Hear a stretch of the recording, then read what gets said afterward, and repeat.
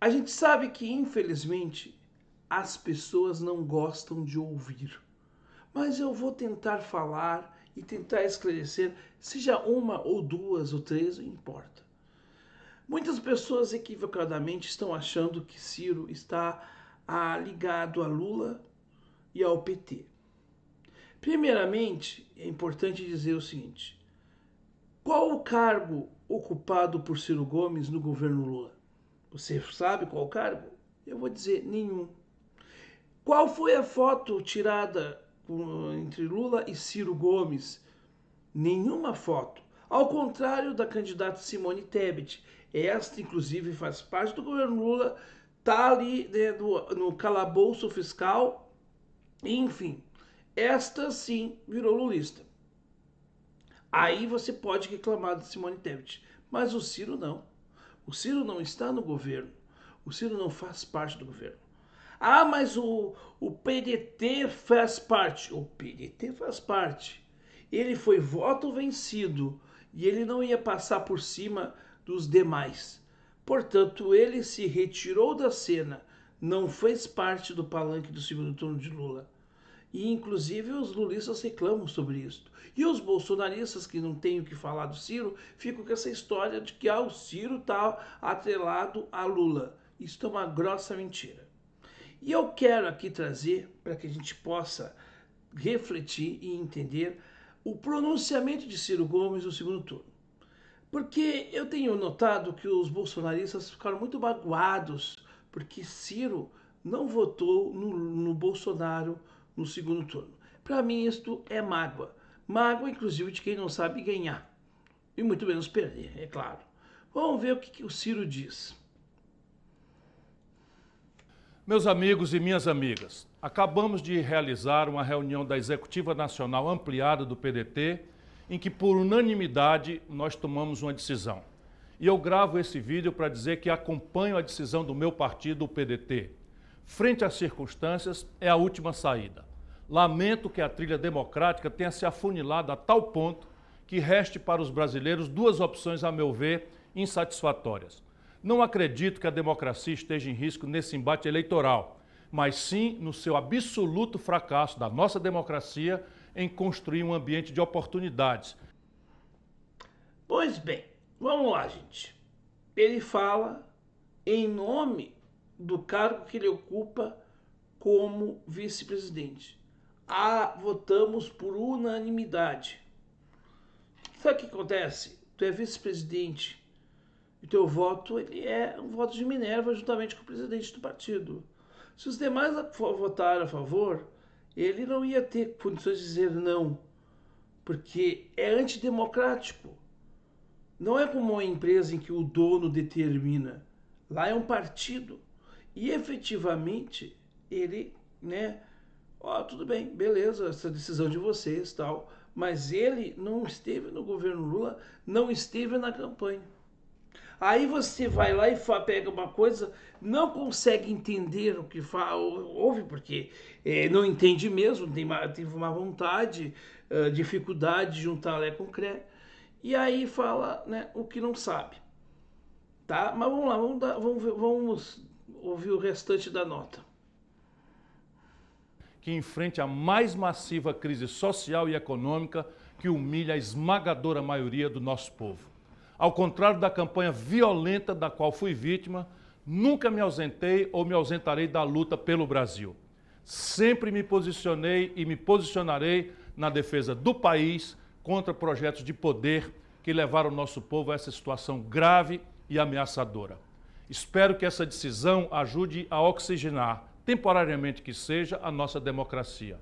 Mas se não houver a busca efetiva de novos ares, de novos instrumentos, estaremos à mercê de um respirador artificial frágil e precário, limitadíssimo no tempo e no espaço. Pelo Brasil, minha luta e a do PDT seguirão sempre firmes. Não aceitaremos imposições ou cabrechos de quem quer que seja. Adianto que não pleiteio e nem aceitarei qualquer cargo em eventual futuro governo. Quero estar livre ao lado da sociedade, em especial da juventude, lutando por transformações profundas, como as que propusemos durante nossa campanha. E ao povo brasileiro me dirijo: Fiquem certos de que, como sempre fiz, vou fiscalizar, acompanhar e denunciar qualquer desvio do governo que assumirá em janeiro, assim como vou seguir estudando e apresentando ideias para recuperar nosso país. Um grande, forte e agradecido abraço a todos e a todas e que Deus ilumine a nação brasileira. Pois é, gente. Vamos por partes. O Ciro não tinha como, por exemplo, votar no Bolsonaro, porque o Ciro é um democrata e o Bolsonaro não é um democrata. O Lula tem os defeitos que tem, mas o Lula ainda, teoricamente, é do campo democrático e é do campo a qual ele se alinha. Então essa fala do Ciro é uma opção onde as pessoas têm aquela coisa, segundo turno eu vou votar contrário ao PT, mas eu ainda voto no PT para dizer não ao Bolsonaro. Como teve gente que disse não ao Lula votando no Bolsonaro. E teve pessoas, que é o meu caso particular, em que eu votei em branco. Eu não fiz questão de votar nulo. Eu votei em branco, que é para exatamente não ser um voto de equívoco. Eu votei em branco para dizer, não me representa A, B ou C. Mas é que eu entendo, e para mim, eu gostaria muito que o Ciro chegasse e dissesse, eu estou votando em branco no segundo turno. Mas como ele ocupa um cargo de vice-presidente nacional do partido, ali ficou uma situação em que ele ficou pressionado, diante de tudo que aconteceu com ele. Inclusive responsabilidade tua, Bolsominion, porque tu que ataca o Ciro, tu acentuou o terrorismo eleitoral contra o Ciro, né? Essa coisa nojenta que o PT fez, porque tudo que o PT quer que tu faça, tu faz para ele. Porque essa é a situação. Tu que é o responsável para que não tivéssemos, por exemplo, o segundo turno, a presença de Ciro Gomes contra o Tomito. Mas tu preferiu perder para o Lula. Porque se fosse perder para o Ciro, eu acho que não seria tão vergonhoso. Mas essa foi a situação. E aí, gente, eu não vou ficar fiscalizando a opção dos outros. Agora, eu não vou ficar aqui ouvindo todo dia a mesma história dos xaropes que não sabem dizer outra coisa, que não sabem ver outra coisa, de gente que é acéfala, que defende um ladrão para dizer que é contra outro ladrão, porque para mim quem defende o Bolsonaro, o Lula, é gente que defende ladrão contra outro ladrão. E isso não me representa. Agora, eu entendo que dentro do cenário ainda é um pouco mais equilibrado. Apesar dos pesares, o Lula o era. E não tinha como, por exemplo, o Ciro votar no Bolsonaro. Se ele não ganhou o voto do Ciro, foi porque ele não mereceu de fato. E você fica aí choramingando, reclamando e atacando o Ciro. E quando você ataca o Ciro, vou repetir de novo essa tese. Eu vou repetir, vou morrer dizendo. Quando você aí ataca o Ciro, você está fazendo exatamente o que o PT quer que tu faça. Tanto é que o Ricardo Noblat já está fazendo isso, inventando, supondo aquela história do Ciro na Jovem Pan, que é para tentar desqualificar o Ciro. Por quê? Porque o que o PT não quer e o que o Bolsonaro não quer é exatamente um adversário qualificado para 26. E eu vou dizer uma coisa para vocês. Eu sinto muito desagradar os senhores, mas sim, em 2026 eu tenho a convicção de que Ciro vai concorrer.